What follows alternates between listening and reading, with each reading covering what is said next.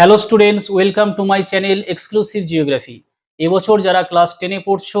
তোমরা আগামী আগস্ট মাসের ফার্স্ট উইকে সেকেন্ড সামেটিভ পরীক্ষায় বসবে। তাই তোমাদের দিকে লক্ষ্য রেখে ভূগোল বিষয়ের ওপরে একটা গুরুত্বপূর্ণ সাজেশন নিয়ে এসেছি। এই সমস্ত গুরুত্বপূর্ণ প্রশ্নের অ্যান্সারগুলি যদি তোমরা ভালো করে প্র্যাকটিস করো, অবশ্যই সেকেন্ড সামেটিভ পরীক্ষায় ভূগোল বিষয়ে ভালো নাম্বার তুলতে পারবে। যেহেতু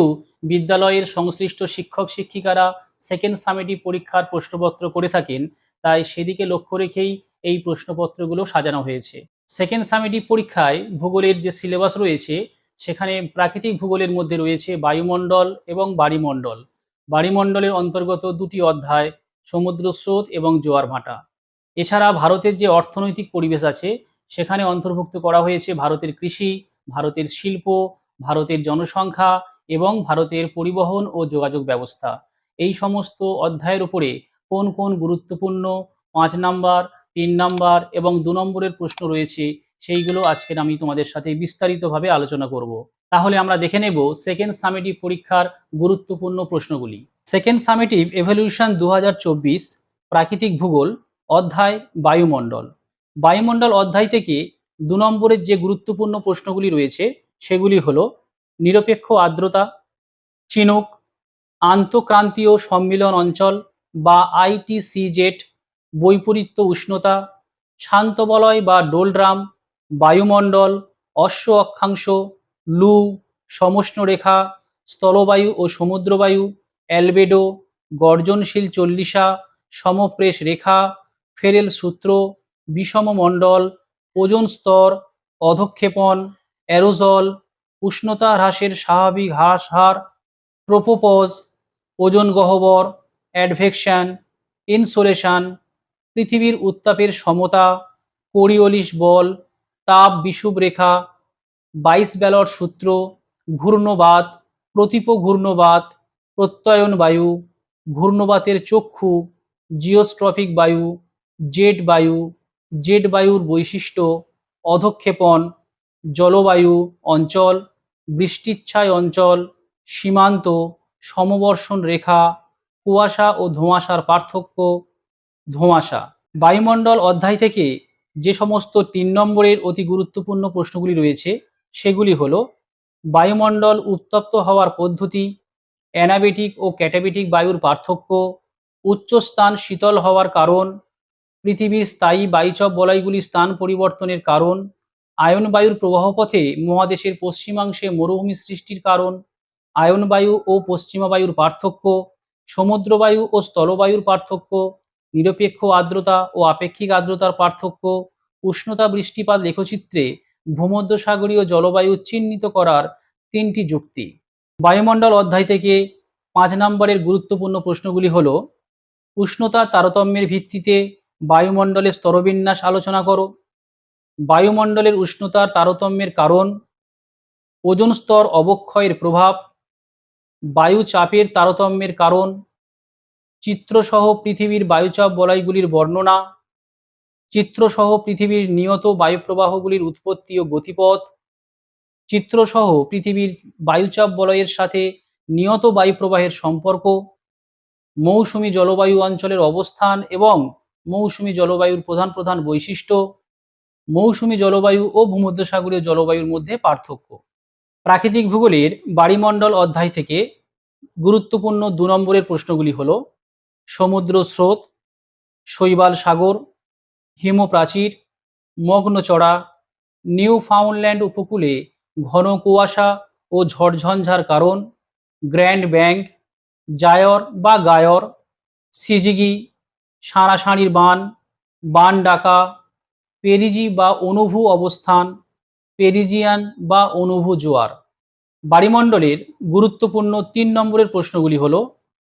উষ্ণ ও শীতল স্রোতের মধ্যে পার্থক্য, সমুদ্র তরঙ্গ ও সমুদ্র স্রোতের পার্থক্য, মুখ্য জোয়ার ও গৌণ জোয়ারের পার্থক্য, সমুদ্র স্রোত ও জোয়ার ভাটার মধ্যে পার্থক্য, পূর্ণিমার জোয়ারের তুলনায় অমাবস্যার জোয়ার বেশি শক্তিশালী হয় কেন, মুখ্য জোয়ার ও গৌণ জোয়ার কিভাবে ঘটে, ভরা কটাল অপেক্ষা মরা কটাল কম শক্তিশালী হয় কেন, কোন স্থানে দুটি মুখ্য জোয়ারের মধ্যে সময়ের ব্যবধান প্রায় 24 ঘন্টা 52 মিনিট হয় কেন, বা দুটি মুখ্য জোয়ারের মধ্যে সময়ের ব্যবধান 24 ঘন্টার বেশি হয় কেন?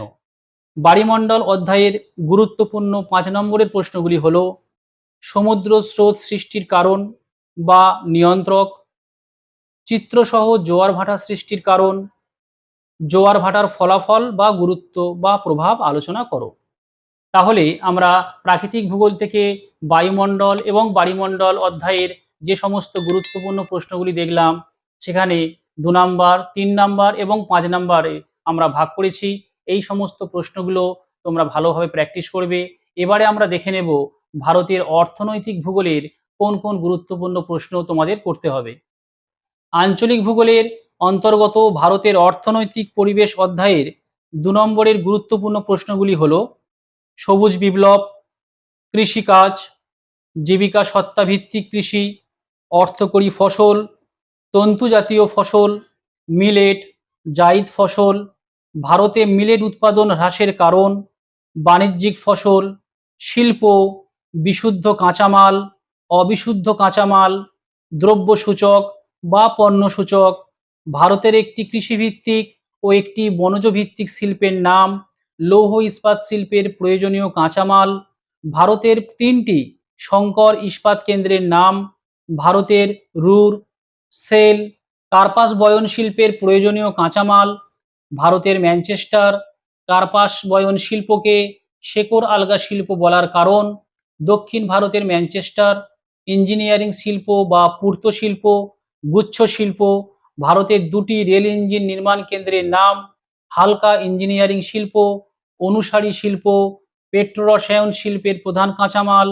পেট্রোরসায়ন শিল্পের প্রধান উৎপাদিত দ্রব্য, উদীয়মান বা সূর্যোদয় শিল্প,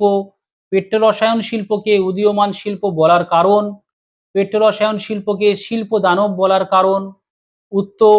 দক্ষিণ, পূর্ব ও পশ্চিম ভারতের একটি করে পেট্রোরসায়ন শিল্পকেন্দ্রের নাম, ভারতের বৃহত্তম সরকারি ও বেসরকারি মোটর গাড়ি নির্মাণ কেন্দ্রের নাম, মোটর গাড়ি নির্মাণ শিল্পকে সংযোজনকারী শিল্প বলার কারণ, তথ্য প্রযুক্তি শিল্প, শহর, নগর, পশ্চাৎভূমি, পোতাশ্রয়, নগরায়ন, সেন্সাস বা আদমশুমারি, জনঘনত্ব, ধারণযোগ্য উন্নয়ন বা স্থিতিশীল উন্নয়ন, মহানগর, মেগাসিটি, জনবিস্ফোরণ, আউটসোর্সিং, ভারতের সিলিকন ভ্যালি, সোনালী চতুর্ভুজ, হীরক চতুর্ভুজ, শিপিং লাইন ও শিপিং লেন। ভারতের অর্থনৈতিক পরিবেশের অন্তর্গত গুরুত্বপূর্ণ 3 নম্বরের প্রশ্নগুলি হলো খাদ্যশস্য ও বাণিজ্যিক শস্যের মধ্যে পার্থক্য, ভারতে ধান চাষের সমস্যা, ভারতের চা চাষের সমস্যা, ভারতের কফি চাষের সমস্যা, দক্ষিণ ভারতে কফি চাষ বেশি হওয়ার কারণ, ভারতে কার্পাস চাষের সমস্যা, ভারতে আখ চাষের সমস্যা,